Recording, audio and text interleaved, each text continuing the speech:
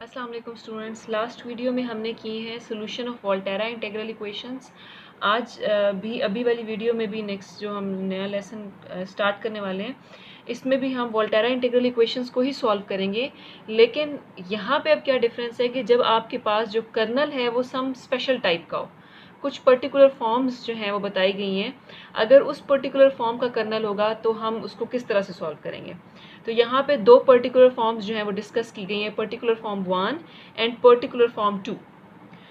Particular form 1 जो है वो आपको ये बताएगी, जैसे for example suppose that the kernel k of xt is a polynomial of degree n minus 1 in t which can always be represented in this form। कोई polynomial form का हो, जैसे x plus x square, addition में आपके पास variables जो हैं वो आ रहे हैं, like for example a not of x plus a one of x x minus t plus up to so on. अगर इस फॉर्म का कर्नल हो आपके पास तो आपने उसके लिए रिजॉल्वेंट कर्नल लिखना है, और वो रिजॉल्वेंट कर्नल लिखने का फॉर्मूला क्या है, r of x T lambda is 1 over lambda D N G over D x N. ये D N G over D x N क्या है, derivative, nth derivative of g with respect to x। अब g क्या है, g जो है वो solution है डिफरेंशियल इक्वेशन का। कौन सी differential equation, d N G over D x n, nth order differential equation लिखी हुई है, minus lambda a not of x d n minus one g over D x n minus one plus up to a n minus one x g equals to 0। और इसकी conditions क्या लिखेंगे, हम conditions लिखेंगे g first derivative, second derivative up to d n minus two का n minus two times derivative is 0 जब x किसके equal हो, t के, और d n minus one g over D x n minus one 1 होगा when x is equals to t। तो required solution लिखने का तरीका क्या होगा, y of x is f of x plus lambda integration from a to x resolvent kernel f of t dt। तो ये particular form 1 है। जैसे फॉर एग्जांपल, अगर एग्जांपल में आपको ज़्यादा क्लियर हो जाएगा, एग्जांपल में y of x दिया हुआ है 29 plus 6x plus integration from 0 to x 5 minus 6x minus t y of t dt। f of x 29 plus 6x है, लेमडा हमारे पास यहाँ पे 1 है, kernel k of x t क्या है, 5 minus 6 x minus t. Kernel 5 minus 6 x minus t is a form of polynomial. यहाँ पे जो है कुछ टर्म्स ऐड और सब्ट्रैक्ट हो रही हैं। तो पहली टर्म जो है वो 5 है आपके पास, जो कि क्या बनती है, a नॉट ऑफ x। तो यहाँ पे आप अगर ऑब्जर्व करें कितनी टर्म्स का कॉम्बिनेशन है, first term is 5 and second term is 6x minus T. तो ये सिर्फ कहाँ तक जा रहा है, a नॉट प्लस a1 तक जा रहा है। तो ये बनेगा k of x T is a not of x plus a1 of x x minus T. a not क्या बनेगा 5 और a1 आपके पास क्या है माइनस 6। तो रिजॉल्वेंट कर्नल कितनी टर्म्स का कॉम्बिनेशन है यहाँ पे, 2 टर्म्स का। तो रिजॉल्वेंट कर्नल सेकेंड डेरिवेटिव तक जाएगा, d2g over D x square. अब रिजॉल्वेंट कर्नल का जो फॉर्मूला था आपके पास, ये 1 ओवर लेमडा भी था यहाँ, तो लेमडा तो 1 है आपके पास, तो 1 ओवर 1 यहाँ ख़त्म हो गया, तो सिंपल आपके पास ये बन गया। और लेमडा क्या है यहाँ 1, तो ये d2g by d x square बन गया एज लेमडा इज 1।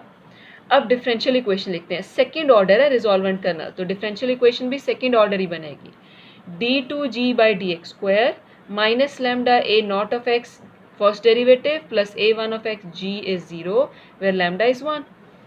अब इसको हम किस फॉर्म, a नॉट ऑफ x की वैल्यू पुट करें, a1 ऑफ x की वैल्यू पुट करें, यहाँ ये डिफरेंशियल इक्वेशन बन गई। अब इस डिफरेंशियल इक्वेशन की हम एसोसिएटेड होमोजेनियस इक्वेशन बना सकते हैं। किस तरह से बनाएंगे, D square minus 5d minus और माइनस बिन के बना प्लस 6 और कॉमन हमारे पास क्या है टर्म g।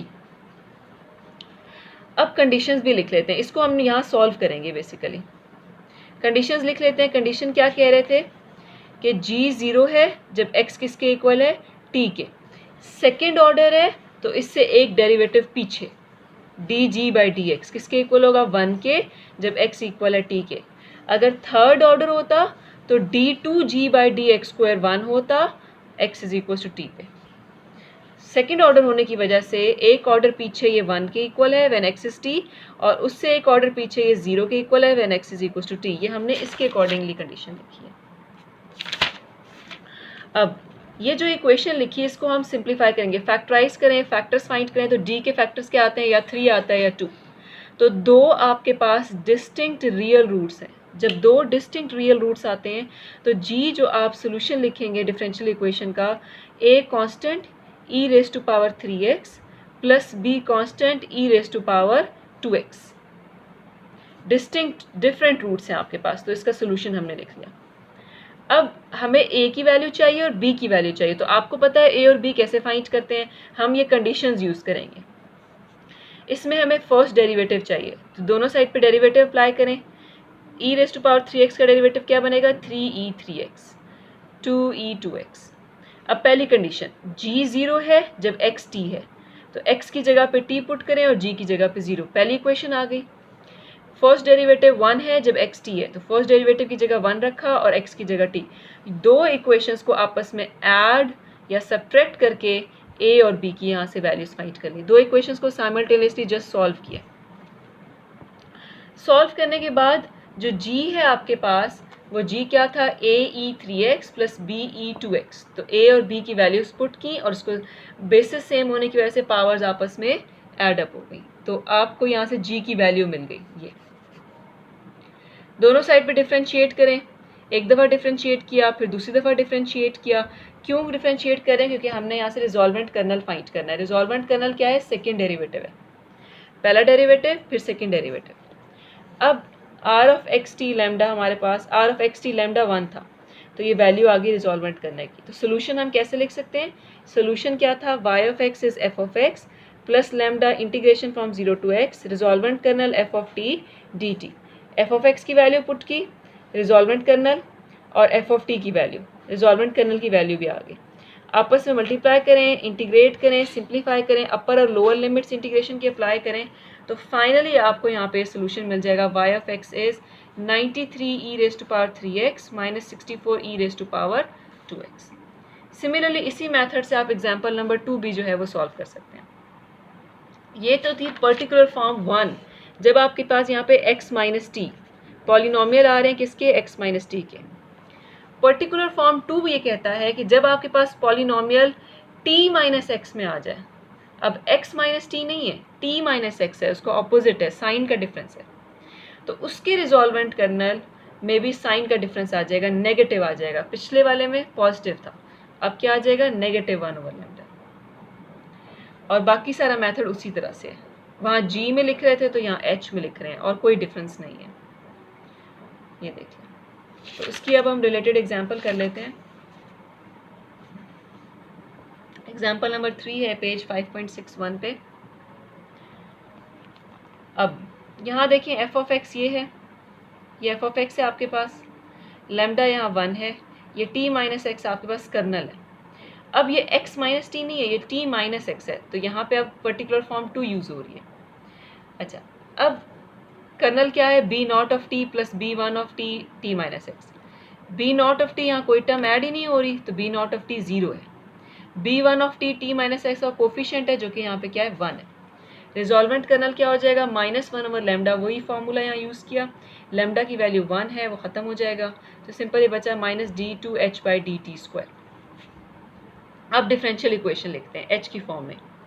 यहाँ देखें सेकेंड ऑर्डर है, तो सेकेंड ऑर्डर डिफरेंशियल इक्वेशन ही लिखेंगे जैसे अभी हमने पिछले एग्जाम्पल में किया। d2h/dt² plus lambda b not of t dh/dt plus b1 of t h is equal to 0। b not की वैल्यू पुट करें, b1 की वैल्यू पुट करें, तो यहाँ सिंपल जो डिफरेंशियल इक्वेशन आ रही है वो ये है, second derivative plus h is 0। Associated equation बनाएंगे इसकी, d² प्लस 1 कॉमन h है। अच्छा, अब कंडीशंस भी लिखनी है। कंडीशंस क्या थी, सेकेंड ऑर्डर है तो एक डेरिवेटिव पीछे किसके इक्वल होगा, 1 के, जब t इक्वल है x के, और उससे एक डेरिवेटिव पीछे सिंपल h बनता है, वो 0 है at t is equal to x। Auxiliary equation लिखी, उसको फैक्टराइज करेंगे।